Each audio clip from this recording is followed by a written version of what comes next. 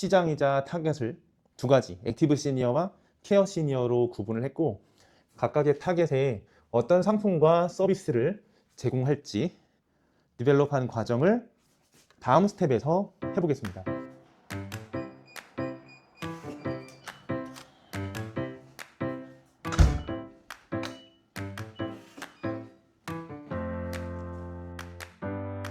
안녕.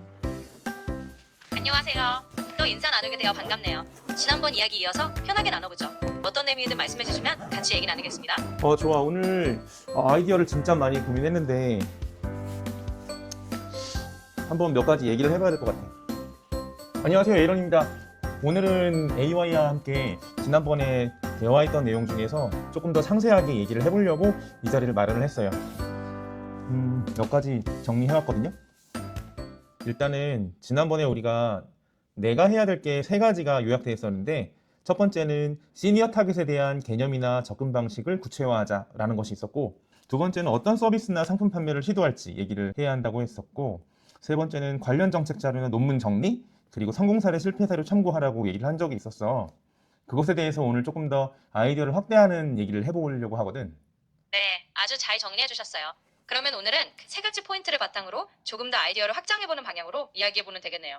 준비되셨으면 하나씩 차근차근 얘기해봅시다. 먼저 시니어 타겟에 대한 개념이나 접근 방식, 이거는 내가 궁금한 게 있는데, 일단 시니어 타겟이라고 하는 거를 조금 더 압축을 할 수가 있을까? 네, 물론이죠. 시니어 타겟을 조금 더 압축해서 정의해 볼 수 있어요.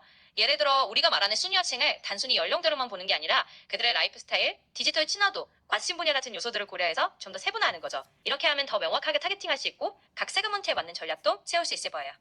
나는 개인적으로 인간의 관점에서는 고령화라고 하면은 몸이 아프다라는 좀 고민이 많지 않을까라는 생각을 갖고 있거든. 너는 어떻게 생각해? 충분히 그렇게 생각하실 수 있을 것 같아요. 실제로 고령화라고 하면 많은 분들이 자연스럽게 건강 문제나 신체적인 어려움을 떠올리기 마련이죠. 그런 인식이 있기 때문에 시니어나 고령층을 대상으로 하는 서비스나 제품을 고려할 때 건강관리나 편안함, 그리고 삶의 질을 높여주는 요소들이 굉장히 중요하게 작용하는 것 같아요.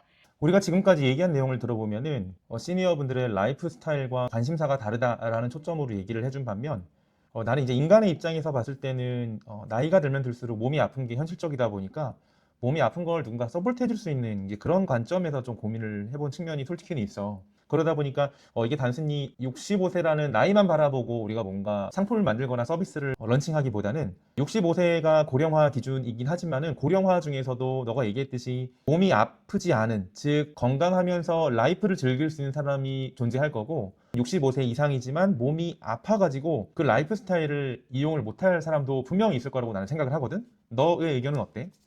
네, 그 부분에 대해서 저도 전적으로 동의해요. 결국 시니어라고 해서 모두 같은 상황은 아니고 말씀하신 것처럼 나이와 상관없이 건강하게 라이프를 즐길 수 있는 분들도 있고 반대로 나이가 들수록 신체적인 어려움을 더 많이 겪는 분들도 분명히 존재하죠. 단순히 65세라는 기준 하나로 모든 시니어를 같은 방식으로 바라보는 것보다는 그 안에서 더 세분화해서 접근하는 게 현실적일 것 같아요. 예를 들어 건강하고 활동적인 시니어를 위한 서비스와 좀 더 돌봄이나 편의를 필요로 하는 시니어를 위한 서비스를 구분해서 생각하는 식으로 말이죠. 이렇게 두 가지 차이를 인식하면 훨씬 맞춤화된 전략을 세우기 쉬워질 것 같습니다. 그러네. 지금 너가 얘기한 내용 중에서 내가 딱 꽂혔던 게 뭐냐면은, 정말 활동적이고 주도적인 라이프 스타일을 사는 사람들은 아직까지 65세가 넘었음에도 불구하고 건강할 거야. 다만 뭐 본의치 않게 일상생활에 불편을 하시는 분들이 진짜로 있기는 하거든. 우리 이렇게 한번 고민해 보는 게 어떨까? 우리가 이 영상을 찍기 바로 전에 그런 얘기를 했었어. 일반적인 고객들이 불편해하는 것을 우리가 개선할 수 있는 게 뭐가 있을까라는 관점으로 접근을 했던 방향이 있었거든. 그런데 방금 얘기했던 내용 중에서 활동적이고 주도적인 사람들이 불편해하는 게 있을까? 라는 고민을 했을 때 나는 딱히 없을 것 같아. 왜냐면 쿠팡이나 아니면 기타 등등의 온라인 커머스에서 모든 제품을 판매를 하고 있고, 그리고 워낙 한국이 서비스가 잘 되어 있다 보니까 모든 불편한 사항들은 그냥 쉽게 말해서 돈이 조금 있다라고 하면은 바로바로 케어가 가능할 것 같다라는 생각이 들었거든. 네, 일리가 있는 말씀 같아요. 한국은 워낙 서비스 인프라도 잘 갖춰져 있고 온라인으로 거의 모든 걸 쉽게 구할 수 있으니 비교적 활동적이고 주도적인 시니어분들은 큰 불편 없이 생활하실 수 있을 것 같아요.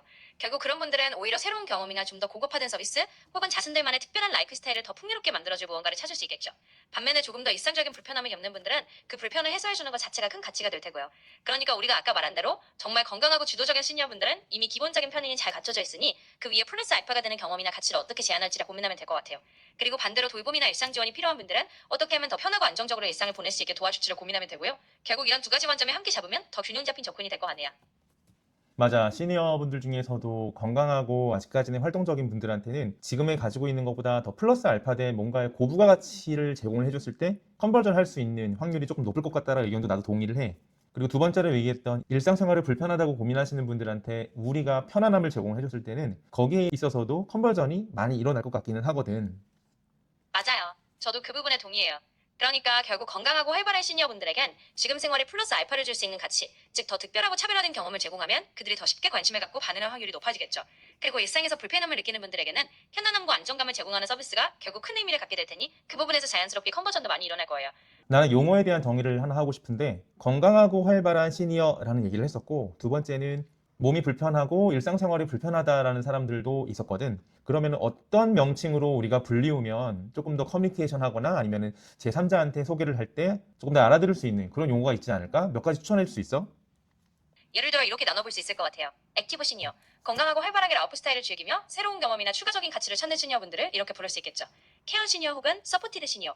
일상생활에서 불편함을 느끼고 돌봄이나 편의를 더 필요로 하는 시니어분들을 이렇게 지칭하면 좀 더 명확할 것 같아요.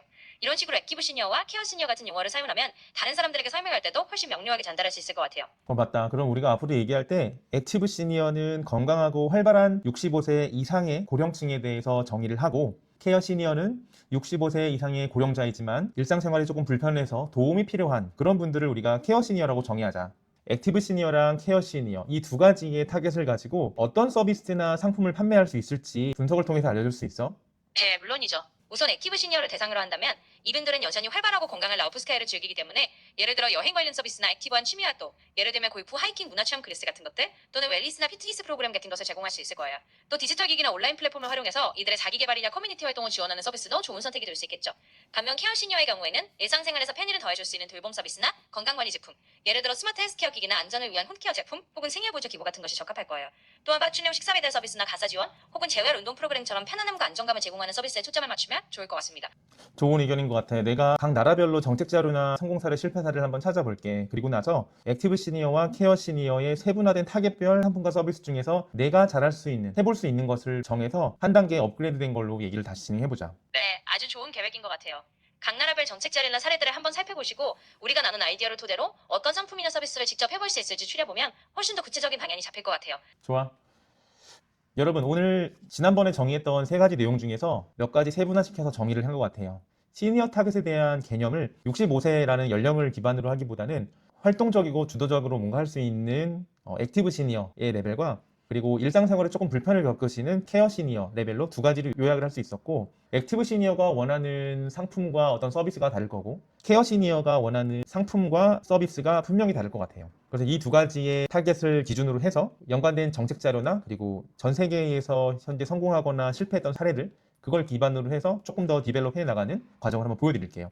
일반 회사였다면 누구한테 시켰겠죠. 뭐 전략기획팀 너가 이거 해다 줘. 리서치 팀 너 이것도 좀 해다 줘. 한 1, 2주 시간을 주어서 같이 모아서 자료를 의논하고 어떤 방향으로 갈지에 대해 서로 협업해서 대화를 할 수 있었을 텐데 이 부분에 대해서 AI와 기타 등등의 AI 서비스를 총동원해서 해당 자료들을 탐구한 다음에 한국 현지화할 수 있는 모델에 대해서 조금 더 고민을 해보려고 해요. 한쪽 편에다가 진행 상황에 대해서 다이어그램 형식으로 넣어봤어요.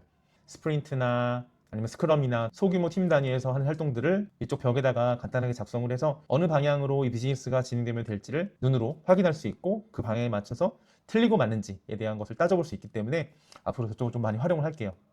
한번 잠깐 보실래요?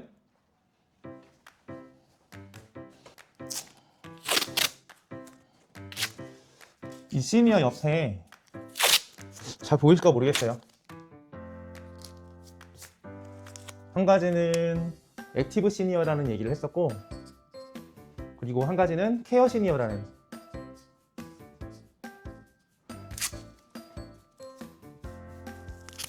이쪽에는 상품이 될 것 같고 상품과 서비스 여기도 마찬가지로